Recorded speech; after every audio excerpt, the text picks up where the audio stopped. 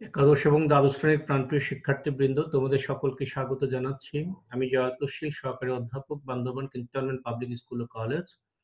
প্রাণপ্রিয় শিক্ষার্থীবৃন্দ, আমি আজকে তোমাদেরকে জীববিজ্ঞান বিষয়ে প্রথম পত্রের অধ্যায় ৩ থেকে ডাইস্যাকারাইড ইউজ অফ স্টার্চ পর্যন্ত পড়াবো। খেয়াল করো, ডাইস্যাকারাইড, দুটি মনোস্যাকারাইড একত্রে যুক্ত হয়ে যে কার্বোহাইড্রেট গঠন করে তাকে ডাইস্যাকারাইড বলে। সুক্রোজ, সেলুলোজ, ম্যালটোজ, ল্যাকটোজ ইত্যাদি হলো উল্লেখযোগ্য ডাইস্যাকারাইড। ডাইস্যাকারাইডের সাধারণ সংকেত হলো C12H22 ও 11। দুই অণু মনোস্যাকারাইডের মধ্যে ঘনীভবন বিক্রিয়ার ফলে দুটো হাইড্রক্সিল মূলক থেকে এক অণু পানি অপসারিত হলে ডাইস্যাকারাইড উৎপন্ন হয়। উৎপন্ন ডাইস্যাকারাইড অণুতে উভয় মনোস্যাকারাইডের COC নতুন বন্ধন সৃষ্টি করে। সৃষ্ট বন্ধনকে গ্লাইকোসাইডিক বন্ধন বলে। এই যে এটি হচ্ছে একটা মনোস্যাকারাইড, এটি একটি মনোস্যাকারাইড, এটি গ্লুকোজ, এটি ফ্রুক্টোজ। এদের মধ্যে যে বন্ধনটা তৈরি হলো, এই বন্ধনটাই হচ্ছে গ্লাইকোসাইডিক বন্ধন। এটা পাশের বাম পাশে লেখাটা পরে এদিকে একটু মিলালে আশা করি বুঝতে পারবে।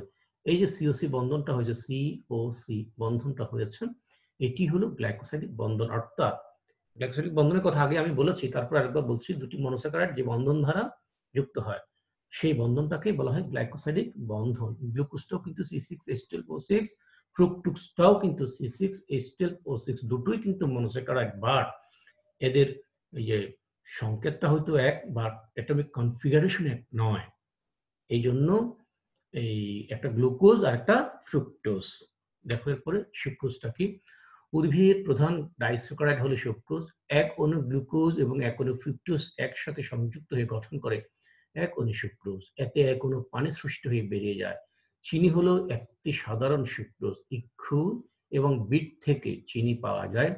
গ্লুকোজ এবং ফ্রুক্টোজ উভয়ই রিডিউসিং সুগার, কিন্তু সুক্রোজ রিডিউসিং সুগার নয়। কারণ সুক্রোজ তৈরির সময় দুটি মনোস্যাকারাইডের মুক্ত অ্যালডিহাইড ও কিটোন গ্রুপের অস্তিত্ব নষ্ট হয়ে যাওয়া, এর বিজারণ ক্ষমতা লুপ্ত হয়। সেজন্য এটিকে বিজারণ ক্ষমতাবিহীন চিনি বলে। এটা পরীক্ষায় আসে এবং আসবে। গ্লুকোজ এবং ফ্রুক্টোজ রিডিউসিং সুগার হলেও গ্লুকোজ এবং ফ্রুক্টোজ রিডিউসিং সুগার হলেও সুক্রোজ কেন রিডিউসিং সুগার নয়? চমৎকার করে এখানে দেওয়া আছে, গ্লুকোজ এবং ফ্রুক্টোজ উভয়ই রিডিউসিং সুগার, কিন্তু সুক্রোজ কেন নয়? কারণ সুক্রোজ তৈরির সময় দুটি মনোস্যাকারাইডের মুক্ত অ্যালডিহাইড ও কিটোন গ্রুপের অস্তিত্ব নষ্ট হয়ে যায়, যার কারণে এর বিজারণ ক্ষমতা লুপ্ত হয়। সেই জন্য এটিকে বিজারণ ক্ষমতাবিহীন চিনি বলা হয়। সুক্রোজ তৈরির সময় দুটি মনোস্যাকারাইড তথা আলফা ডি গ্লুকোজের 1 নম্বর কার্বন, এই যে মনে করো, ধরে নাও এটা 1 নম্বর কার্বন, এর এই যে হাইড্রক্সিল মূলক, এবং বিটা ডি ফ্রুক্টোজের, মনে করো এটা ফ্রুক্টোজ, 2 নম্বর কার্বনের হাইড্রক্সিল থেকে, এই যে এটা 1 নম্বর, এটা 2 নম্বর, এই যে হাইড্রক্সিল মূলত কি হচ্ছে, এক অণু পানি অপসারিত হয়, যে H2, এই যে এখানে একটা H, এখানে একটা H, এটা O, H2O, এক অণু পানি অপসারিত হয়। ফলে কার্বন দুটির মধ্যে একটি গ্লাইকোসাইডিক বন্ধন, এই যেটা COC বন্ধন বা অক্সিজেন ব্রিজ গঠিত হয়ে সুক্রোজ সৃষ্টি হয়। সবুজ উদ্ভিদের পাতায় প্রস্তুত কার্বোহাইড্রেট সুক্রোজ হিসেবে বিভিন্ন অঙ্গে পরিবাহিত হয়। মধুর প্রধান কাঁচামাল হলো সুক্রোজ। এর আণবিক সংকেত হলো C12H22 ও 11। উৎপাদন প্রণালীতে আসো, ইক্ষু রসে প্রায় 15% সুক্রোজ, কিছু পরিমাণ জৈব অ্যাসিড, প্রোটিন ও ফসফেট জাতীয় পদার্থ বিদ্যমান। সংগৃহীত রসকে পরিশ্রুত করার পর তার সাথে কলিচুন মিশানো হয়, তার ফলে দ্রবণ থেকে অ্যাসিড প্রশমিত হয়, ফসফেট অধঃক্ষিপ্ত হয় এবং চিনির আদ্র বিশ্লেষণ বন্ধ হয়। অতঃপর রসকে উত্তপ্ত করলে বেশিরভাগ ভেজাল ফেনা ও অধঃক্ষেপ আকারে আলাদা হয়ে যায়। পরিস্রবণ পদ্ধতিতে প্রাপ্ত পরিষ্কার রসকে নিম্ন চাপে ঘনীভূত করলে সুক্রোজের স্ফটিক পাওয়া যায়। বৈশিষ্ট্য বা ধর্ম: সুক্রোজ সাদা দানাদার মিষ্টি স্বাদযুক্ত কঠিন পদার্থ, স্বাদে গ্লুকোজ থেকে দ্বিগুণ মিষ্টি, পানিতে দ্রবণীয়, কিন্তু বিশুদ্ধ অ্যালকোহল ও ইথারে অদ্রবণীয়। এর গলনাঙ্ক 188 ডিগ্রি সেলসিয়াস। লঘু অ্যাসিডে সুক্রোজের জলীয় দ্রবণ আদ্র বিশ্লেষিত হয়ে সমপরিমাণ গ্লুকোজ ও ফ্রুক্টোজ গঠন করে। কাজ দেখো, শ্বসনের উপাদান হিসেবে ব্যবহৃত হয়ে শক্তি উৎপন্ন করে। কোষের বিভিন্ন উপাদান, বিশেষ করে পলিস্যাকারাইড সৃষ্টিতে ব্যবহৃত হয়। ব্যবহার দেখো, বিভিন্ন মিষ্টান্ন তৈরিতে ব্যবহৃত হয়, কনফেকশনারিতে ব্যবহৃত হয়, পরীক্ষাগারে অক্সালিক অ্যাসিড প্রস্তুতির জন্য ব্যবহৃত হয়, স্বচ্ছ সাবান তৈরিতে ব্যবহৃত হয়। সেলো বায়োজে আসো, দেখো দুই অণু বিটা ডি গ্লুকোজ, এই যে সেলো বায়োজ তৈরি হচ্ছে, এটা একটা বিটা ডি গ্লুকোজ, এটা একটা বিটা ডি গ্লুকোজ। বিটা 1,4, এই যে এটা 1, এটা 4, এটা অক্সিজেন ব্রিজ, এটা 1 নম্বর কার্বন, এটা অক্সিজেন ব্রিজ, এটা 1 নম্বর কার্বন, 1 2 3 4, এটা 1, এটা 4, এটা অক্সিজেন ব্রিজ, এটা অক্সিজেন ব্রিজ। ডান দিকে কাউন্ট করো 1 2 3 4, ডান দিকে কাউন্ট করো 1 A 1 4। দুই অণু বিটাডি গ্লুকোজ বিটা 1,4 লিঙ্কেজ দিয়ে সংযুক্ত হয়ে এক অণু সেলোবায়োজ তৈরি করে। কাজে সেলোবায়োজ একটি ডাইস্যাকারাইড। সাধারণত সেলুলোজ বা লিগনিনের আংশিক ভাঙ্গনের ফলে সেলোবায়োজ তৈরি হয়। দুটি সদৃশ গ্লুকোজ অণু যুক্ত হয়ে এক অণু সেলোবায়োজ গঠিত হয়। সদৃশ কেন, যে দুই অণু বিটাডি গ্লুকোজ একই রকম। এর আণবিক সংকেত C12H22 ও 11। সেলোবায়োজ একটি বিজারণক্ষম চিনি। কোষ প্রাচীরের একটি গাঠনিক উপাদান সেলোবায়োজ। সেলোবায়োজটা ডাইস্যাকারাইড, সুক্রোজটাও ডাইস্যাকারাইড। সুক্রোজটার বিজারণ ক্ষমতা থাকে না, সেলোবায়োজের থাকে। সুক্রোজটা গঠিত হয় গ্লুকোজ এবং ফ্রুক্টোজ দ্বারা। সেলোবায়োজটা গঠিত হয় দুটোই কি বিটা ডি গ্লুকোজ দ্বারা। এতে করে কি হয়, সেলোবায়োজের মনোস্যাকারাইড দুটি বিটা ডি গ্লুকোজ এরা ডাইস্যাকারাইড গঠনের পরেও অ্যালডিহাইড মূলক থেকে যায়। তাই সেলোবায়োজ রিডিউসিং সুগার অর্থাৎ বিজারণক্ষম শর্করা। আশা করি বুঝতে পেরেছো। নিচে একটা ম্যালটোজের স্ট্রাকচার দেওয়া আছে।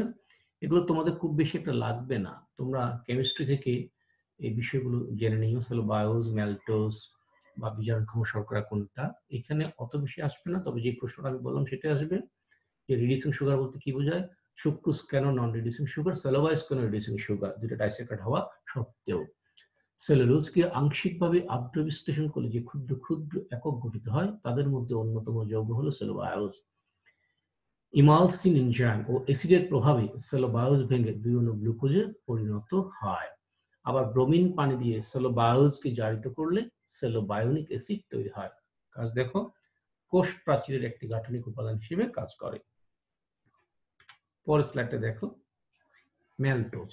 ম্যালটোজ এটিও একটি ডাইস্যাকারাইড। ম্যালটোজ আর একটি ডাইস্যাকারাইড। দুই অণু alpha D glucose alpha 1,4 linkage দিয়ে সংযুক্ত হয়ে এক অণু ম্যালটোজ গঠন করে। সাধারণত স্টার্চের আংশিক ভাঙনের ফলে ম্যালটোজ তৈরি হয়।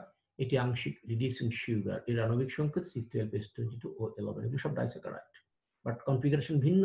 হতে পারে C12H22 ও 11 সুক্রোজ, ম্যালটোজ, সেলোবায়োজ, বাট এদের কনফিগারেশন ভিন্ন হওয়ার কারণে ক্যারেক্টারও ভিন্ন হয়ে যায়।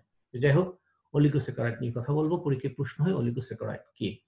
যেসব কার্বোহাইড্রেটকে হাইড্রোলাইসিস আদ্র বিশ্লেষণ এনজাইম সহযোগে করা যায়, ক্ষার সহযোগে করা যায়, অ্যাসিড সহযোগে ভাঙা যায়, আদ্র বিশ্লেষণ হাইড্রোলাইসিস করলে 3 থেকে 10টি মনোস্যাকারাইড অণু পাওয়া যায়। 3 থেকে 10টি। অলি মানে পরে আছে, একটু পরে বলছি। মনোস্যাকারাইড একক শর্করা 3 থেকে 10টি মনোস্যাকারাইড অণু পাওয়া যায়, তাদেরকে অলিগোস্যাকারাইড বলে। গ্রিক অলিগো মানে ফিউ মানে স্বল্প, স্যাকারিন মানে সুগার মানে চিনি।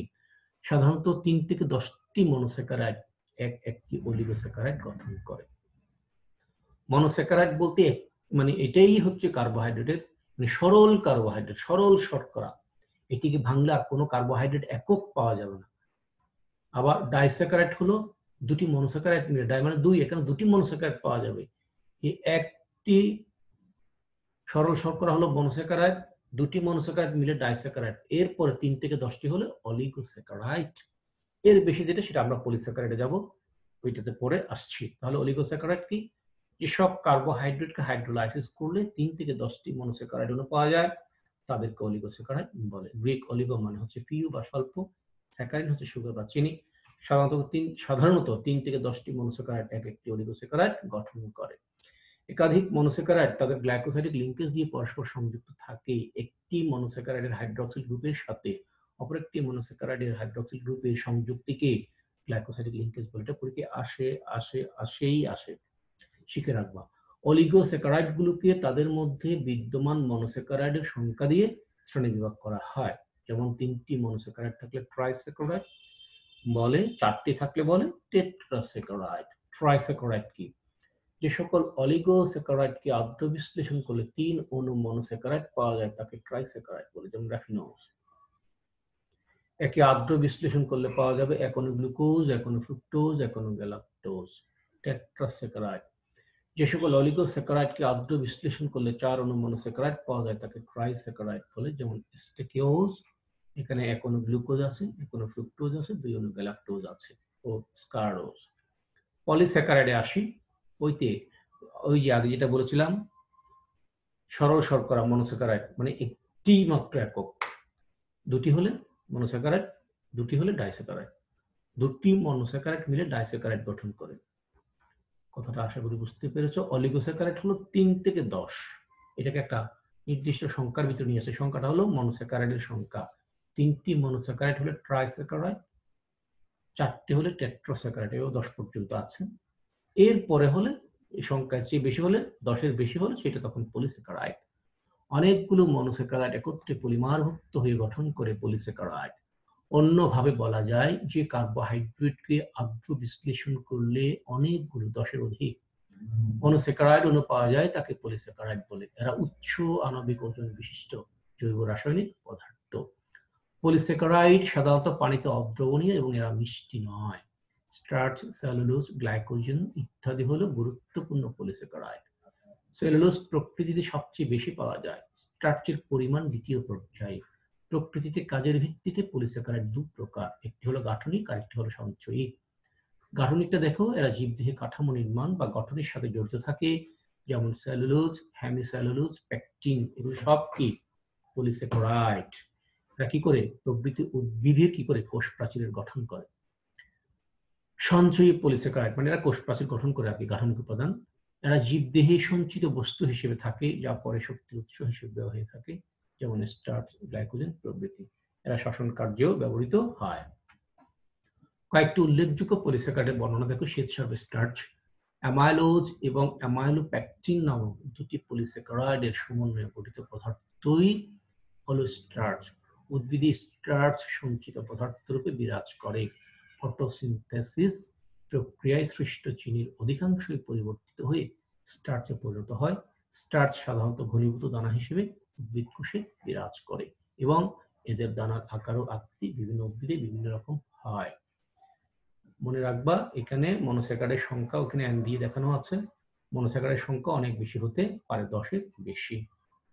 দেখো, বীজ, ফল, কন্দ মানে টিউবার প্রভৃতি সঞ্চয় অঙ্গে স্টার্চ জমা থাকে। ধান, গম, আলু স্টার্চের প্রধান উৎস। সালোক সংশ্লেষণে তৈরি অধিকাংশ গ্লুকোজ স্টার্চে রূপান্তরিত হয়। বিভিন্ন স্টার্চের আকার আকৃতিতে বিরাট পার্থক্য দেখা যায়। আয়োডিন দ্রবণ স্টার্চ গাঢ় নীল বর্ণ ধারণ করে। স্টার্চ হাইড্রোলাইসিসের ফলে গ্লুকোজে পরিণত হয়। অসংখ্য গ্লুকোজ অণু নিয়ে স্টার্চ গঠিত।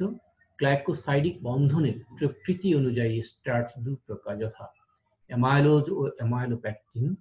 অ্যামাইলোজের গ্লুকোজ অণুগুলো পরস্পর কার্বনের 1 এবং 4 নম্বর স্থানে সংযুক্ত হয়। সাধারণত 200 থেকে 1000টি গ্লুকোজ অণু নিয়ে একটি অ্যামাইলোজ তৈরি হয়।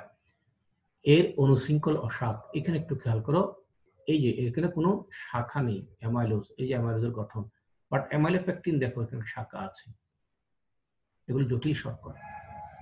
জটিল শর্করা কি বলছে দেখো, অ্যামাইলোজের গ্লুকোজ অণুগুলো পরস্পর কার্বনের 1 থেকে 4 নম্বর স্থানে, 1 এবং 4 নম্বর স্থানে, 1-4 স্থানে সংযুক্ত হয়। সাধারণত 200 থেকে 1000টি গ্লুকোজ অণু নিয়ে একটি অ্যামাইলোজ তৈরি হয়। এর অনুশৃঙ্খল অশাখ ওই যেখানে দেখিয়েছি, এর কোনো শাখা নেই। অ্যামাইলোপেকটিন সাধারণত 200 থেকে 2 লক্ষ পর্যন্ত এতটি গ্লুকোজ অণু বিশিষ্ট হয়। অ্যামাইলোপেকটিনের গ্লুকোজ অণুগুলো কার্বনের 1-4 বন্ধন ছাড়াও আলফা 1-6 ওই যে শৃঙ্খল শাখান্বিত, এই জন্য 1-6 বন্ধনে যুক্ত থাকে, এর অনুশৃঙ্খল শাখান্বিত। আলু, ধান, গম, ভুট্টা, যব ইত্যাদি স্টার্চে শতকরা 22 ভাগ অ্যামাইলোজ এবং 78 ভাগ অ্যামাইলোপেকটিন থাকে, এগুলো মনে রাখবা। অ্যামাইলোজ থাকায় স্টার্চের দ্রবণে আয়োডিন যোগ করলে কালো বর্ণ কালচে নীল ধারণ করে, কিন্তু অ্যামাইলোপেকটিনের সাথে বিক্রিয়া করে আয়োডিন লাল বা পার্পল রং প্রদান করে। স্টার্চের আণবিক সংকেত C6H10O5। স্টার্চের দীর্ঘ অণু বিভিন্ন আকৃতি ও আয়তনের স্থায়ী কণিকা গঠন করে থাকে। স্টার্চ আণবিক কণিক এবং প্রজাতি বিশেষে কণিকার গঠনে পার্থক্য থাকে, যেমন গোল আলুর স্টার্চ কণিকা সবচেয়ে বৃহত্তম আর চালের স্টার্চ কণিকা সবচেয়ে ক্ষুদ্রতম। স্টার্চের ধর্ম দেখো, স্টার্চ গন্ধহীন, বর্ণহীন, স্বাদহীন এবং সাদা পাউডার জাতীয় জৈব রাসায়নিক পদার্থ। সাধারণ তাপমাত্রায় স্টার্চ পানি, ইথার ও অ্যালকোহলে অদ্রবণীয়। আয়োডিন দ্রবণে স্টার্চ নীল বর্ণ ধারণ করে। উচ্চ তাপমাত্রায় স্টার্চ ভেঙে ডেক্সট্রিন ও ম্যালটোজ হয়ে গ্লুকোজে পরিণত হতে পারে। হেলিং দ্রবণ স্টার্চ কর্তৃক বিজারিত হয় না। কাজ, উদ্ভিদদেহে স্টার্চ প্রধানত সঞ্চিত খাদ্য হিসেবে বিরাজ করে। পরীক্ষা, আয়োডিন দ্রবণে স্টার্চ নীল বর্ণ ধারণ করে, কারণ স্টার্চের অ্যামাইলোজ উপাদান আয়োডিন অণুকে আবদ্ধ করে জটিল যৌগ গঠন করে। ফলে আয়োডিন পরমাণুগুলোর ইলেকট্রন অরবিটালে পরিবর্তন ঘটে এবং সূর্যালোক শোষণ করে নীল বর্ণ সৃষ্টি করে। আর্দ্র বিশ্লেষণ, লঘু অ্যাসিড ও এনজাইম দ্বারা স্টার্চকে আর্দ্র বিশ্লেষিত করলে প্রথমে ডেক্সট্রিন, পরে ম্যালটোজ ও শেষে ডি-গ্লুকোজ উৎপন্ন হয়। স্টার্চের ব্যবহার, স্টার্চ প্রধানত খাদ্য হিসেবে গৃহীত হয়। সালোক সংশ্লেষণে তৈরি অধিকাংশ গ্লুকোজ স্টার্চে রূপান্তরিত হয়। অনেক শিল্প প্রতিষ্ঠানে গ্লুকোজ, অ্যালকোহল ও চোলাই মদ তৈরিতে স্টার্চ ব্যবহৃত হয়। স্টার্চ গ্লুকোজে পরিণত হয়ে জীবদেহে শক্তি ও কার্বন অণু সরবরাহ করে থাকে। কাগজ ও আঠা প্রস্তুত করতে স্টার্চ ব্যবহৃত হয়। আশা করি বুঝতে পেরেছ। আর বেশি বলবো না, এখানে শেষ করছি। ছোট্ট একটা হোমওয়ার্ক, স্টার্চের আণবিক গঠন, ধর্ম এবং ব্যবহার লিখো। সবাই ভালো থাকবে, সুস্থ থাকবে। আমি প্রথম অধ্যায় পড়িয়েছি ফার্স্ট ইয়ারে, দ্বিতীয় অধ্যায় পরে পড়াবো, এটা তৃতীয় অধ্যায় পড়াচ্ছি। তো সেকেন্ড ইয়ারও বেশ কিছু পড়ানো হয়েছে, তোমরা পরীক্ষার আগে সিলেবাস পেয়ে যাবা। আজকে এই পর্যন্ত, সবাই ভালো থাকবে, সুস্থ থাকবে। Best of luck. Thank you very much.